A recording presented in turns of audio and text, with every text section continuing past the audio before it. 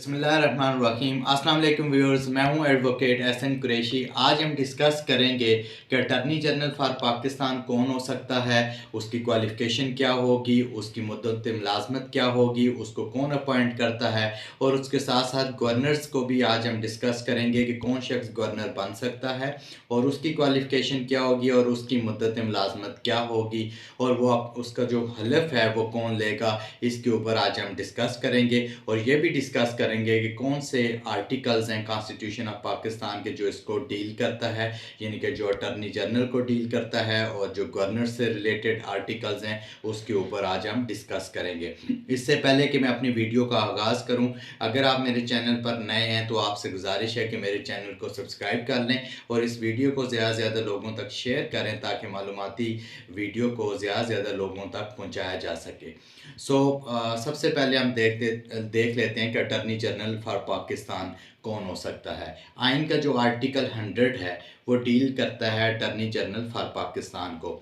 कोई भी शख्स इस 100 आर्टिकल्स के 4 सब आर्टिकल्स हैं, उनको इन जनरल हम डिस्कस कर लेते हैं। सबसे पहले इसकी अपॉइंटमेंट कौन करता है। सदर पाकिस्तान के पास ये अथॉरिटी है कि वो किसी भी शख्स को अटॉर्नी जनरल अपॉइंट कर सकता है, मगर किस शख्स को अपॉइंट करेगा, उस शख्स को अपॉइंट करेगा जो सुप्रीम कोर्ट का जज बनने की अहलियत रखता हो, यानी कि जो शख्स सुप्रीम कोर्ट का जज बन सकता हो वही जो है अटॉर्नी जनरल के ओहदे के लिए अहल होगा।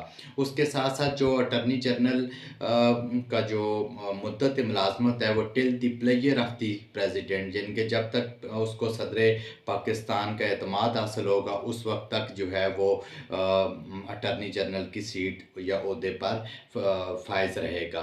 जो अटॉर्नी जनरल की मुद्दत मुलाजमत till the pleasure of the president है। जो अटॉर्नी जनरल है वो अगर रिजिग्नेशन देना चाहेगा, रिज़ाइन करना चाहेगा, तो वो सदर पाकिस्तान को अपना रिजिग्नेशन भेजेगा।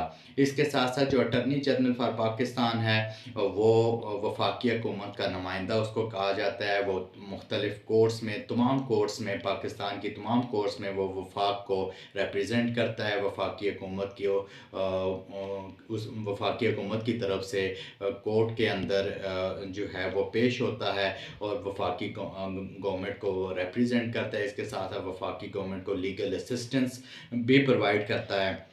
और बहुत से अमूर जो जिसमें वफाकी गवर्नमेंट को लीगली मामनत दरकार होती है, वो भी उसमें भी जो अटॉर्नी जनरल है वो उनकी मामनत करता है।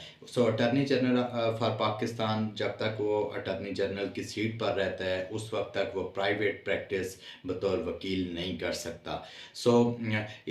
अब हम आ जाते हैं, ये तो 100 आर्टिकल 100 में जो सब आर्टिकल्स हैं 4 उनको हमने डिस्कस किया जो अटॉर्नी जनरल से रिलेटेड है। अब हम डिस्कस कर लेते हैं कि जो गवर्नर हैं, किसी सूबे का गवर्नर, उसको कौन अपॉइंट करता है। आर्टिकल 101 कॉन्स्टिट्यूशन का डील करता है वो गवर्नर्स के अपॉइंटमेंट के हवाले से। कोई भी शख्स जो नेशनल असम्बली का मेंबर बनने का अहल हो और जिसकी उम्र 35 साल हो, उसको सदर Pakistan, prime minister of Pakistan की एडवाइस पर वो गवर्नर किसी सूबे का उसको लगाया जा सकता है। उसके साथ साथ उसकी एक कंडीशन, एक शर्त ये भी है कि जिस सूबे का उसको गवर्नर लगाया जा रहा हो वहाँ का वो रजिस्टर्ड वोटर भी होना चाहिए, वहाँ का रिहायशी भी होना चाहिए।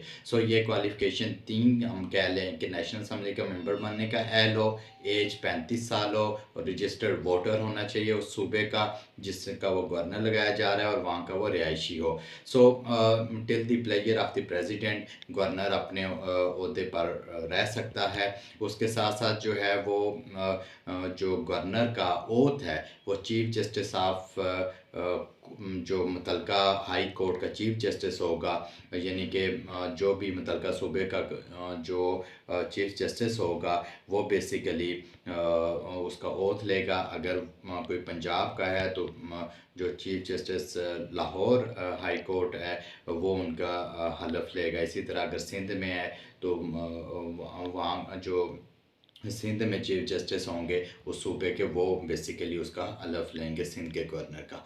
सो इसी तरह तमाम सूबों के गवर्नर्स के जो हलफ हैं वो मुतलका जो चीफ जस्टिस हैं उस सूबे के वो लेंगे। सो ये आज हमने डिस्कस किया, अटर्नी जनरल फॉर पाकिस्तान की अपॉइंटमेंट को डिस्कस किया, उनकी क्वालिफ़िकेशन को डिस्कस किया और गवर्नर्स की अपॉइंटमेंट और उसकी क्वालिफ़िकेशन को डिस्कस किया। Thank you.